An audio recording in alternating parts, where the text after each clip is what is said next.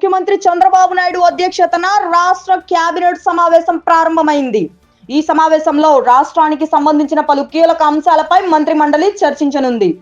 రాష్ట్ర అభివృద్ధికి సంబంధించిన పలు నిర్ణయాలు, పరిపాలనకు సంబంధించిన అంశాలు, ప్రజలకు సంబంధించిన ముఖ్య విషయాలు ఈ సమావేశంలో చర్చకు వచ్చే అవకాశం ఉంది. అయితే ఇదిలా ఉండగా రాష్ట్రంలో గ్యాస్ సరఫరా పరిస్థితిపై కూడా మంత్రి మండలి సమీక్ష నిర్వహిస్తుంది. ఇటీవల కొన్ని ప్రాంతాల్లో కమర్షియల్ గ్యాస్ సరఫరా తగ్గినట్టు సమాచారం రావడంతో ఈ అంశంపై కూడా ప్రభుత్వం దృష్టి సారించినట్లు తెలుస్తుంది. గ్యాస్ కొరత కారణంగా ముఖ్యంగా హోటల్ పరిశ్రమ ఇబ్బంది ఎదుర్కొంటున్న నేపథ్యంలో సరఫరా మెరుగుపరచడానికి తీసుకోవాల్సిన చర్యలపై కేబినెట్ చర్చ జరగనుంది.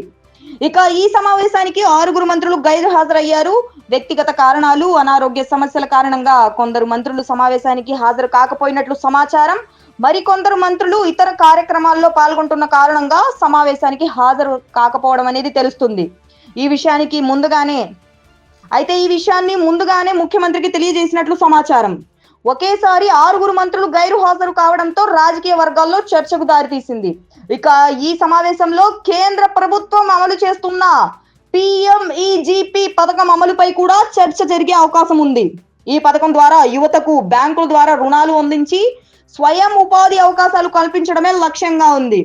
ఉద్యోగం కోసం ఎదురు చూసే యువతను ఉద్యోగ కల్పన కర్తలుగా మార్చే దిశగా ఈ పథకం అమలు చేస్తున్నారు.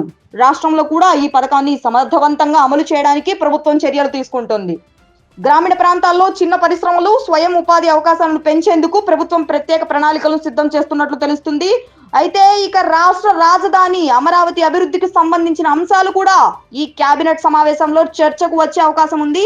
అమరావతిలో సచివాలయం సహా ఇతర పరిపాలనా వ్యవస్థలు సమర్థవంతంగా పనిచేసేలా అవసరమైన మౌలిక సదుపాయాలను కూడా కల్పించేందుకు ప్రభుత్వం చర్యలు తీసుకుంటుంది. దీనికి సంబంధించిన పలు ప్రతిపాదనలు కూడా కేబినెట్ సమావేశంలో పరిశీలనకు వచ్చే అవకాశం ఉంది. మొత్తానికి ఈ కేబినెట్ సమావేశంలో రాష్ట్ర అభివృద్ధికి సంబంధించిన పలు కీలక నిర్ణయాలు తీసుకునే అవకాశం ఉన్నట్లు తెలుస్తుంది.